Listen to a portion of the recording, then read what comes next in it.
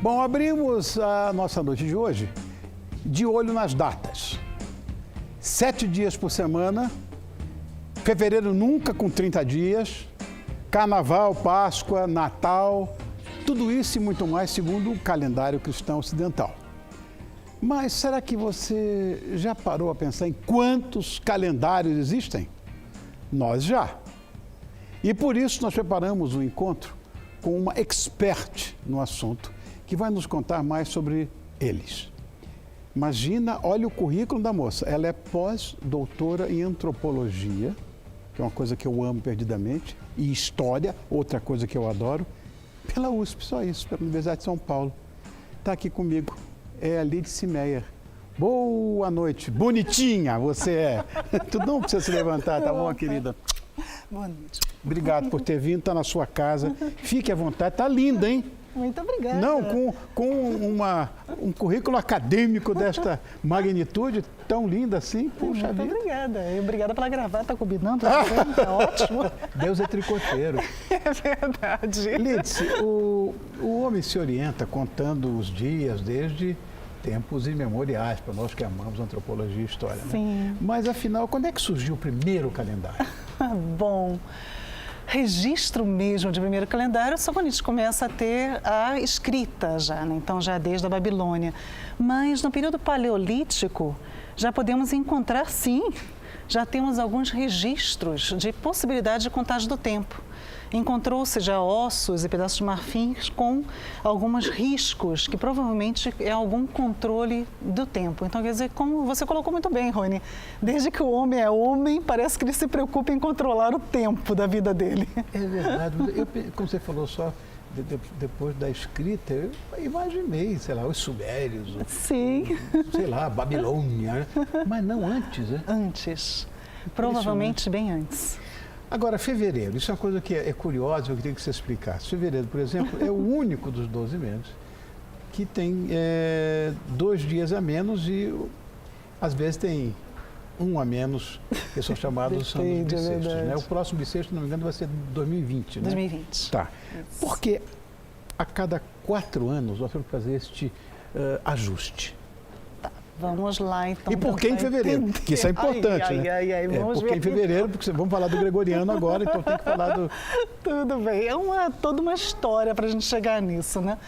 A gente precisa lembrar que o tempo decorrente da translação da Terra ao redor do Sol, né, que é uma elipse, não é um tempo divisível por 24, que seria 24 horas. Então, a gente tem esse período durando 365 dias, mas também 5 horas, 48 minutos e 46 segundos, né?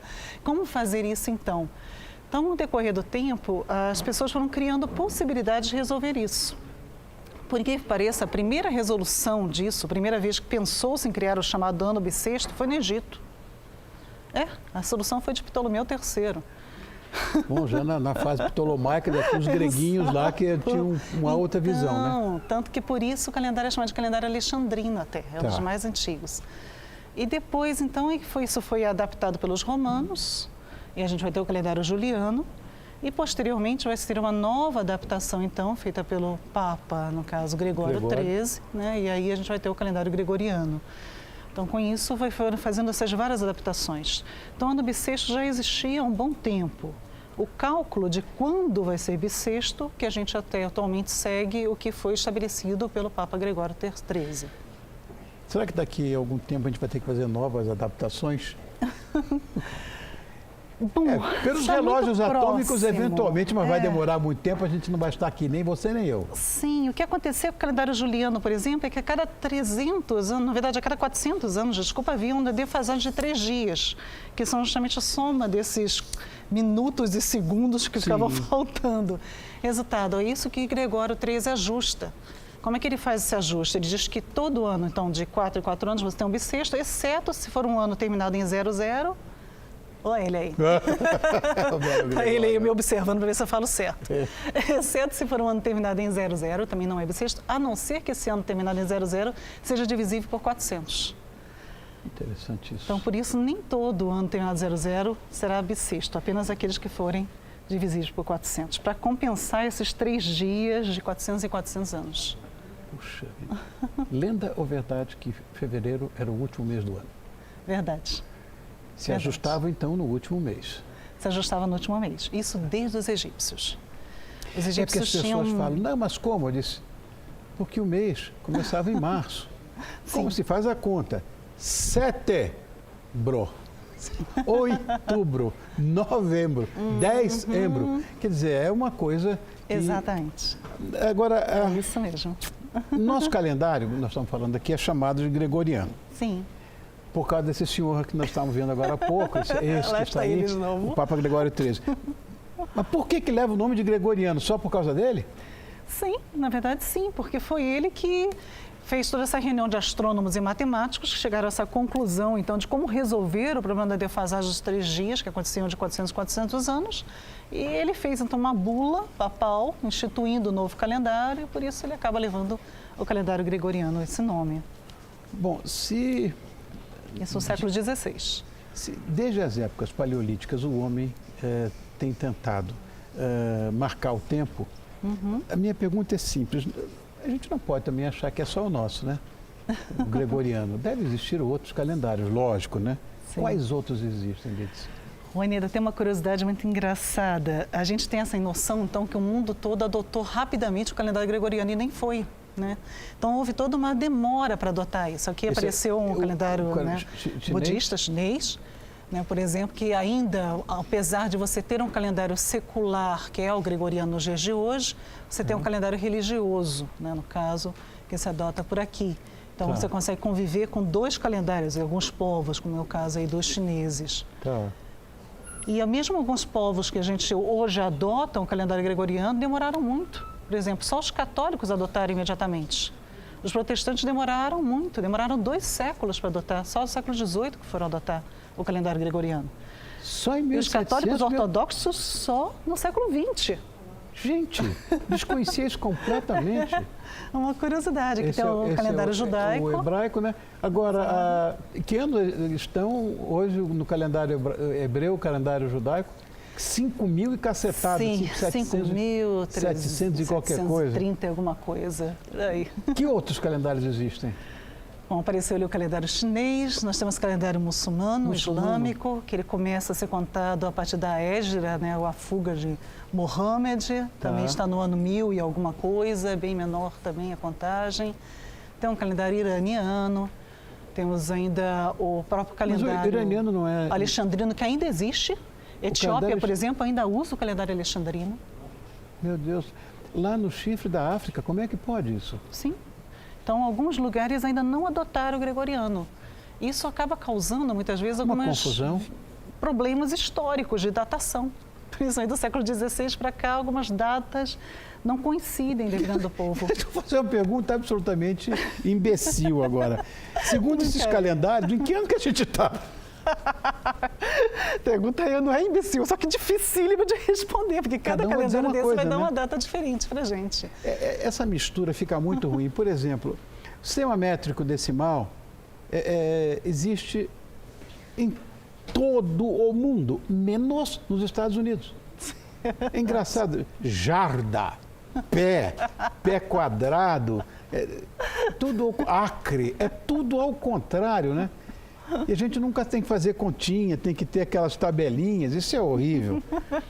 Bom, aí.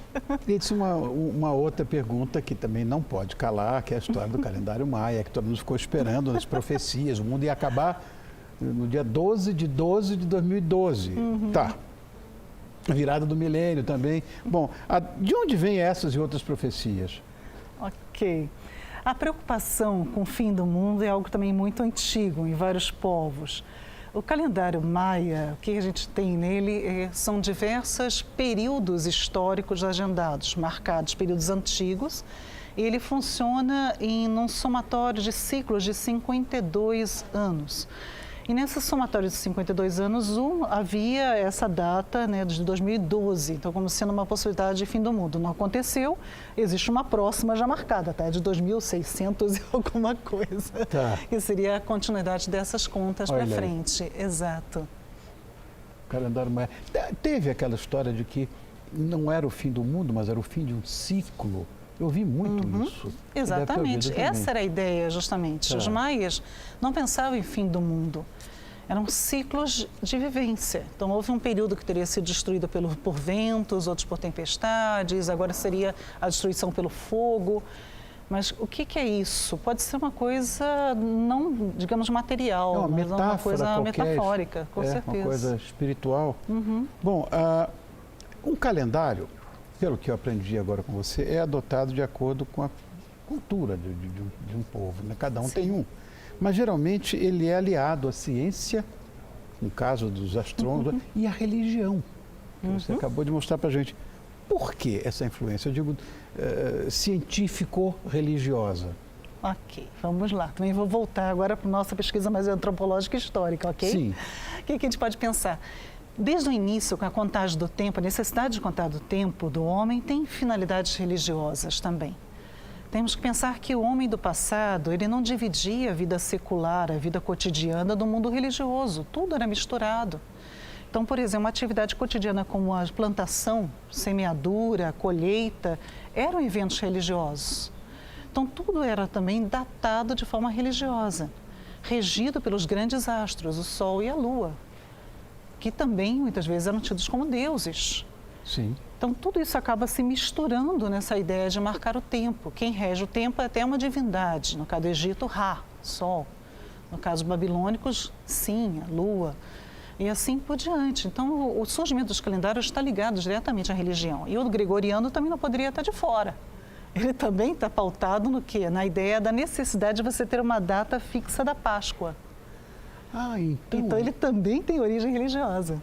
Quer dizer que, vamos dizer que o epicentro da história do calendário gregoriano seria a Páscoa? Sim.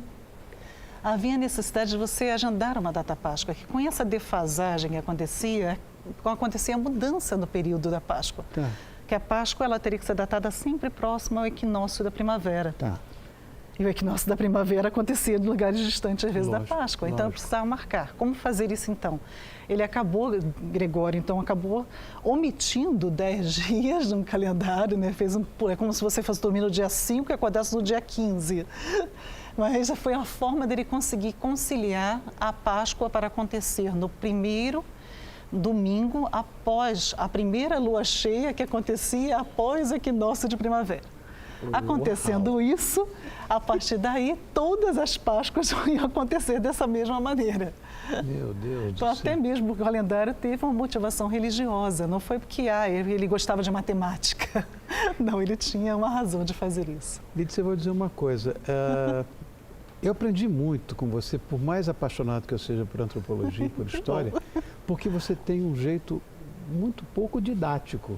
Você fala e a gente vai entendendo de uma forma tão simples de se entender as coisas.